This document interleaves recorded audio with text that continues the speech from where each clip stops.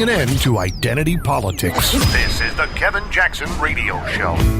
So I've been telling you that Maryland is a good old sanctuary. Just like California, just like some parts of New York, definitely parts of Florida. We actually, I remember hearing this from one of the activists back in the day when we were Democrats, when I was a Democrat at least. This might be like an urban legend, but there's apparently this list that's in El Salvador that people know about. And Montgomery County is at the top of the list of friendly jurisdictions for people to go when they want to like go to the country and like have at it. So they've been having at it for at least 20 years now. And we in Maryland are, dealing with the ramifications of it. I'm Liz Matory. I'm filling in for Kevin Jackson on his show on KJRadio.com, The Kevin Jackson Show. Please follow me on Twitter and Facebook at Liz Matory, LizMatory. Man, I tell you what, sanctuaries are beast. Politicians are so funny. They're like, we testified at the city of Rockville, which totally now is a full-on sanctuary city.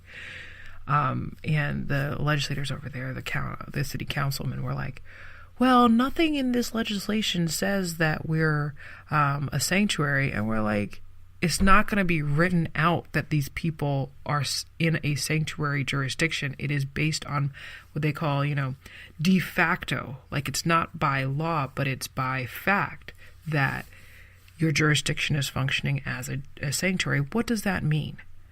It means, particularly when it comes to criminal justice or crimes and acted upon, the innocent. And this is how it plays out here in particularly our area, is that if someone is here that does not have permission to live here, and oh, by the way, if you don't have permission to work, people always say, oh, there's so much money that, unlawful entrants or undocumented contribute to the economy. If you don't have a work permit to work here, then you're not allowed to contribute to the economy. That's one huge factor that people always put their hat on, and you're like, you don't have permission to work. You are literally doubly messing up our system. So anyway, a lot of the people, unfortunately, in 2014, came here as what they call unaccompanied minors. There were like droves of unaccompanied minors that our Governor O'Malley back in the day was like, oh, come here, we welcome you with the compassion, with open arms, we want you to come here. And with that influx of unaccompanied minors, they grew the roster of MS-13 and the 18th Street Gang. They were already here. They were growing. They have been growing here, especially in the Northern Virginia, Montgomery County area for at least 15 years. Oddly enough, some of the wardens will say, we had a decline in native gangs like the Crips and the Bloods and all that.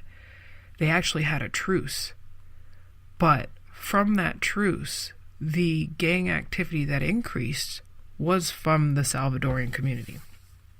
And so people say, oh, oh gosh, this NAACP guy in Baltimore was so on me last month when I testified at Annapolis against Sanctuary. And he's like, oh, what the conservatives did to El Salvador? I was like, look, whatever happened in the 80s, happened in the 80s. But if you want to make a case, then why don't we just invest back into El Salvador? We can help fix it. We fix and create countries all the time. Why not do that if we really wanted to care about El Salvadorians? But we don't. We want to take advantage of cheap labor. And that's the other thing that I get so angry about is that, people who come here as sanctuary and also do not learn the language and don't learn our principles and appreciate our, our laws and our, way of life, is that is what keeps them in the shadows. It is not the fact that they think that, police are going to get them and deport them. Though if they've committed crimes, yes, they're ramping it up a notch. And I know a lot of people who are doing that for Homeland. But It is the fact that you're not learning the language, you're not understanding why this country is how it functions. You hide yourself. So you go back to it, like there are programs out there that try to help our law enforcement deal with the increase in gang activity.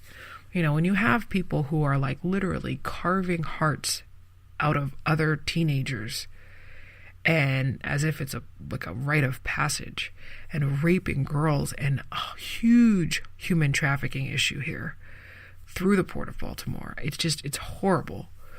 Like, people have to really, really watch it. So we have this program, Frederick County, the sheriff from Frederick County, shout out to the Frederick County sheriff. He's awesome.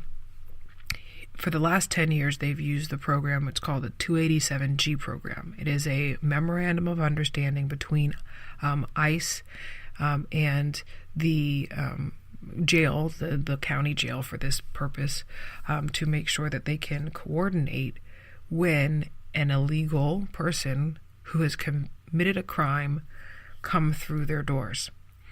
And we got to visit the jail last month, actually, to see the program and to see like what it was all about, because of course the progressives think it's like, oh, it's bigoted, it's racist, like we can't have the 287G, like, you know, states' rights. All of a sudden they discover states' rights when it comes to sanctuary, right?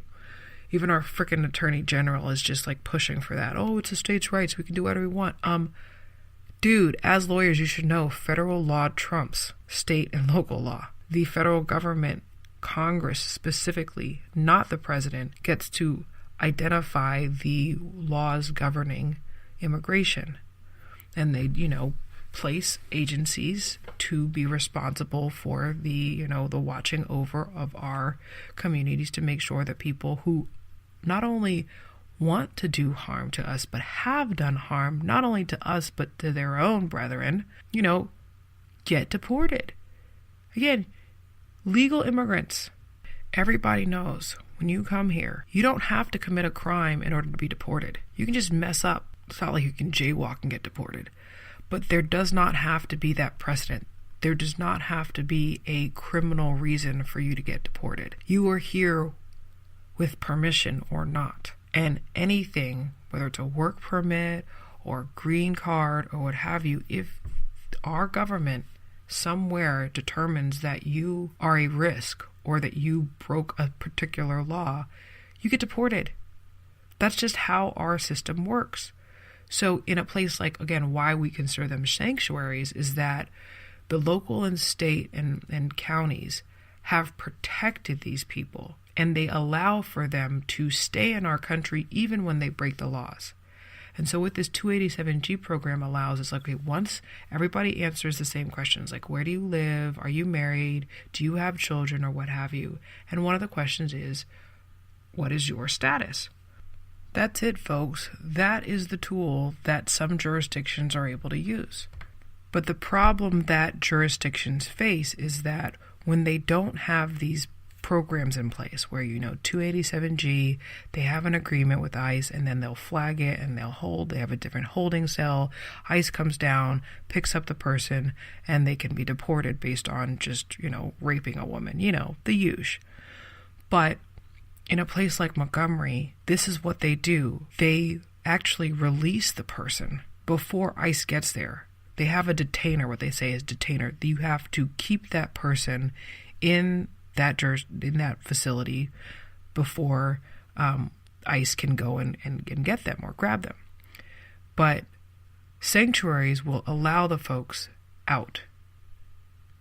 And again, people get to what they call, they recidivate. They continue the criminal activity. And you can't even talk about it because you're considered a racist or you're, you know, a bigot. And as I said, the sad thing about all this is that the people who don't get this benefit of, like, you know, literally catch and release are American-born people. Black, white, shoot, brown, whatever frickin' color. The people, Americans who get caught up in the criminal justice system don't get, you know, a pass. So therein lies the issue where people who don't even have permission to be here, and many of them come here for the sole purpose to take advantage of our amazing system. Because, oh, by the way, don't forget, the places where they're coming from don't have rule of law.